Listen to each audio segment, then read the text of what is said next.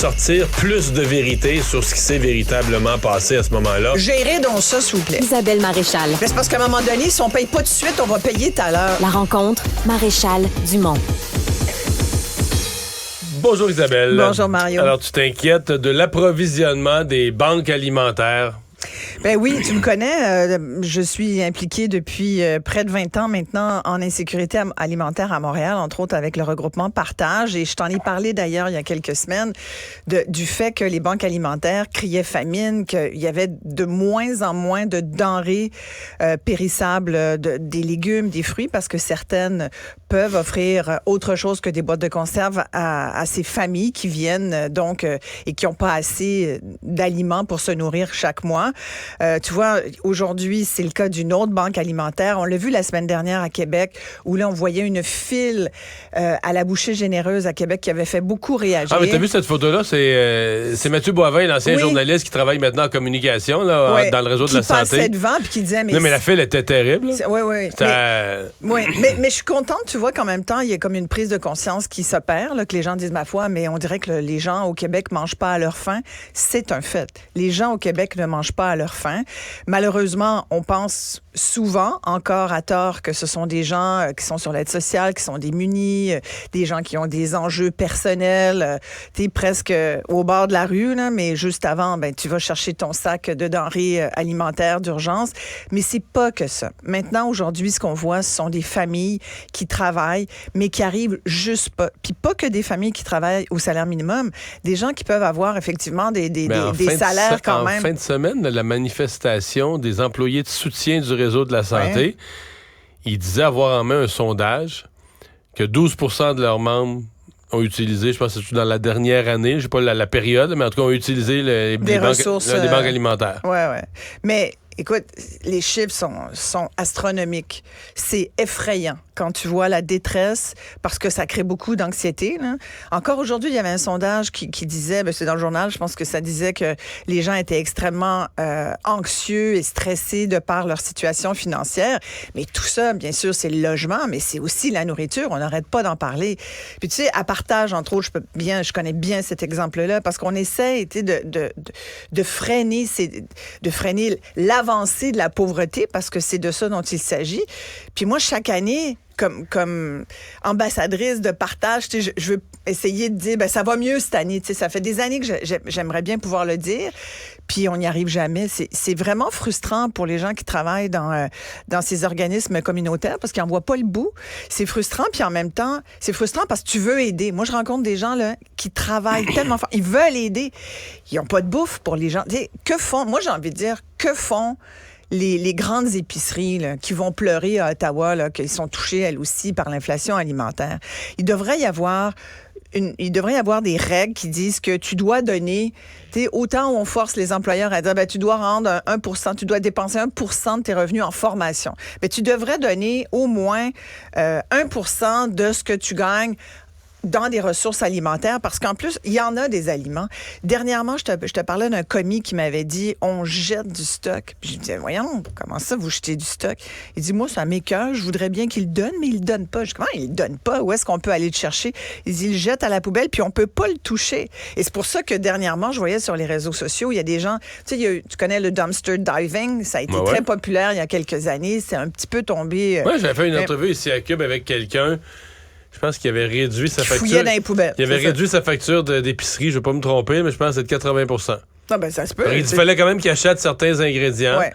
Mais il m'a fait quand tu connais les places. Il m'a fait la liste de ce qu'il achetait jamais. Là. Du pain, là. Tu vas en arrière d'une boulangerie, il y a toujours des bons pains à la fin de chaque journée. Il y avait une longue liste de choses qu'il n'avait pas acheté depuis genre un an. Là. Exactement. Le dumpster diving revient. Là, il y a de plus en plus de gens qui disent, coudonc, je vais aller voir derrière. D'ailleurs, de toute façon, derrière les commerces, là, tu peux trouver toutes sortes de choses. Là. Tu trouves des biens meubles, tu trouves de la bouffe. Mais je trouve qu'au lieu de le jeter, c'est quoi? On n'arrête pas de parler de gaspillage alimentaire, puis on dit aux gens, jetez pas et tout, mais Pourquoi on le dit pas aussi aux grandes épiceries? Pourquoi Mais doit-elle techniquement, ils en jeter? donnent, là. Ben, ils en donnent un peu, mais ils en donnent pas Moisson assez, Montréal visiblement. en reçoit. Me souviens, là- j'ai visité Moisson Montréal, puis ils me montraient, ils recevaient là, des camions, là, des grands de Ouais, l'alimentation. mais plus maintenant. Ah non? Plus à ce point-là. Puis maintenant, ce qui arrive, c'est que il faut que tu l'achètes. Tu vois, la bouchée généreuse la semaine dernière disait ça. À partage, à d'autres endroits, parfois, on est obligé de plus. Avant, les banques alimentaires n'achetaient pas de la bouffe tant que ça. Tu sais, comme nous, par exemple, à chaque rentrée scolaire, on a l'opération sac à dos. On achète des sacs à dos, on achète des fournitures scolaires, mais de la bouffe, normalement, les gens en donnaient ou faisaient assez de dons pour qu'on en achète à moindre coût à des épiceries. Là, maintenant, c'est que t'as beaucoup moins de dons en argent. Tout le monde en arrache. Fait que forcément, tu sais, j'ai ressorti. J'avais fait une entrevue il y a presque 3 ans et demi avec Sylvain Charlebois, que tu connais bien, là, qui est prof en distribution politique agroalimentaire à l'Université d'Dalhousie à Halifax, sur les tendances alimentaires. Ça, c'est en janvier 2020, donc 3 mois avant qu'on se fasse frapper par la pandémie.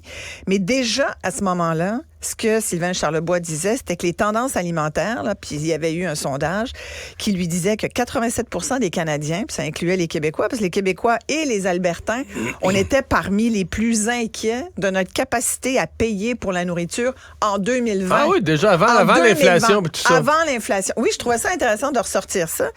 Parce On dirait qu'on oublie, on a l'impression que ce sujet-là est né avec l'inflation. Tellement, mais c'est pas vrai. 87, parce que l'inflation alimentaire date pas d'aujourd'hui. Sauf que là, il y avait une inflation, tu comprends, tant que les salaires suivaient. Or, ça fait pas que depuis la pandémie que les salaires suivent plus. Déjà, en 2020, les salaires ne suivaient pas. Il y avait 92% des personnes qui gagnaient moins de 50 000 $ par an qui disaient, moi, je suis sur le bord de plus avoir les moyens de m'acheter de la bouffe, là, qui se préoccupaient par l'abordabilité de la nourriture. Puis là, on se dit, OK, 50 000 et moins, ça, c'est classe moyenne, très moyenne vers le bas. Mais même ceux, 83% des gens qui faisaient plus de 100 000 $, ça, c'est quand même classe moyenne nantie, et disaient que le prix des aliments augmentait plus vite que leur revenu de ménage. Et c'est ça maintenant qu'on vit, là. C'est que maintenant, avec une inflation comme ça, ton salaire augmente pas les patates ont augmenté de 30 %, les oignons, tout augmente. Parce qu'on parle d'une inflation moyenne de 11 %, mais on sait très bien qu'il y a certains items que ça a dépassé largement ça. Les salaires augmentent pas de 10, 15, 20 %. Voyons donc, tout le monde, là, en arrache forcément. Fait que c'est sûr que les banques alimentaires se trouvent, elles sont sur la première ligne de l'urgence. C'est sûr que c'est les premières frappées.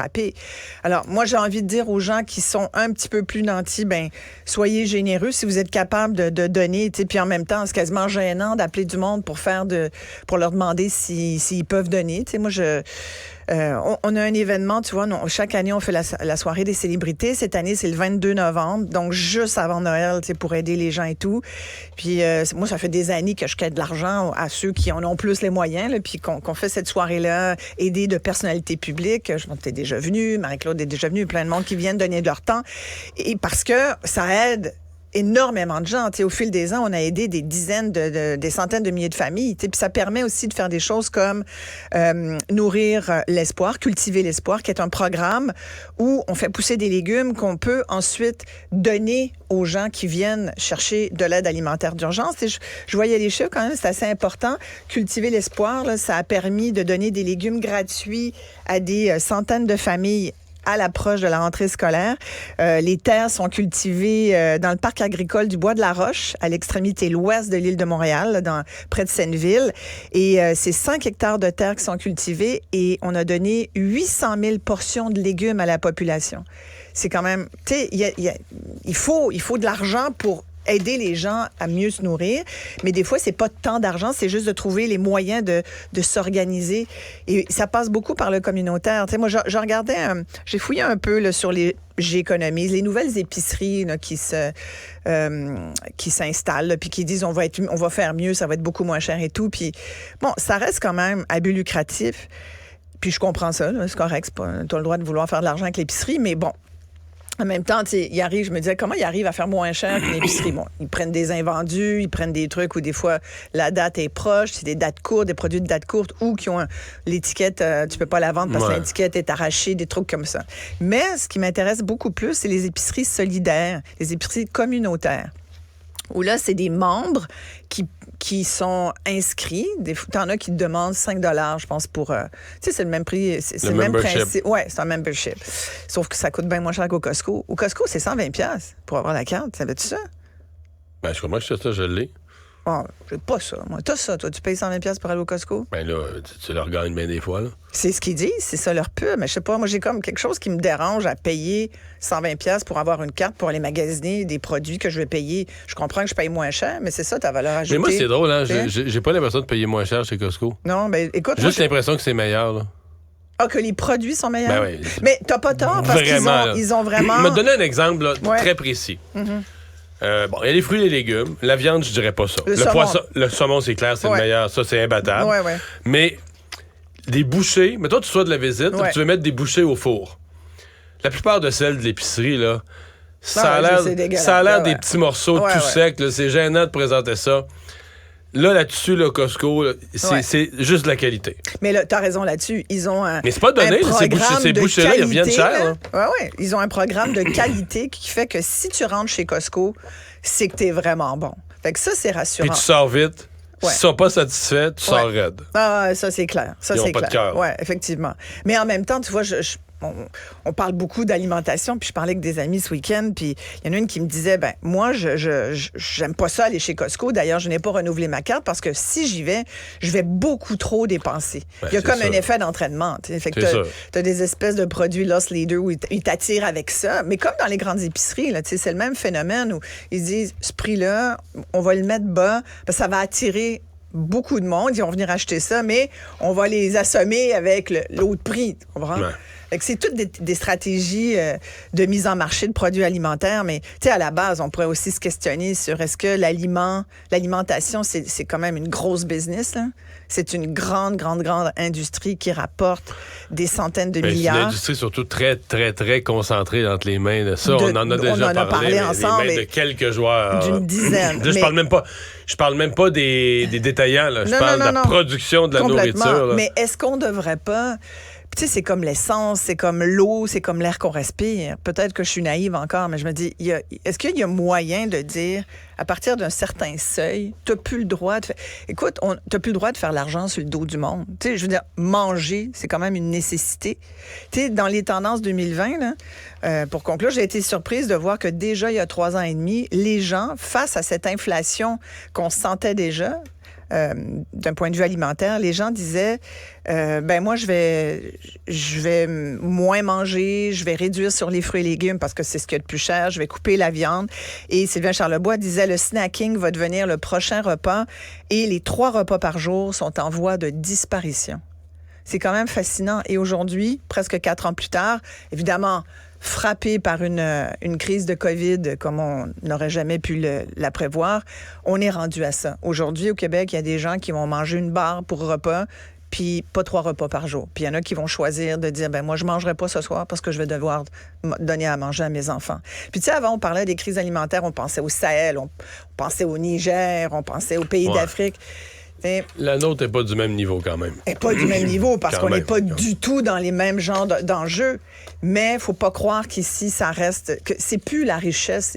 On n'est plus un pays de richesse et de gaspillage. Il y en a encore beaucoup de gaspillage. Puis les ressources sont mal dirigées. Mais quand on regarde ce genre de problème-là, moi, je trouve ça anormal qu'on ne soit pas capable de régler ça. Isabelle, merci. Merci. À demain. C'était